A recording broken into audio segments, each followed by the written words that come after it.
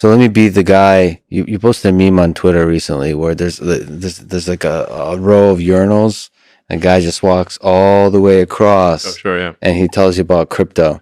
Listen, I mean, that's how to be so many times. I think maybe even literally. Yeah. Do you think, technologically speaking, there's any room for ideas of smart contracts or so on? Because you mentioned laws. That's an interesting use of things like smart contracts to implement the laws by which governments function. Like something built on Ethereum, or maybe a dog coin that enables smart contracts somehow.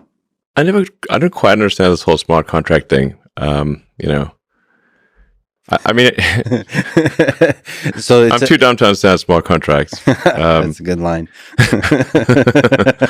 I mean, my general approach to any kind of like deal or whatever is just make sure there's clarity of understanding. That's the most important thing. Right. And just keep any kind of deal very, very short and simple, plain language. And just make sure everyone understands this is the deal. Is it clear? And what are the consequences if various things don't happen? But usually deals are, business deals or whatever are way too long and complex and overly lawyered and pointlessly.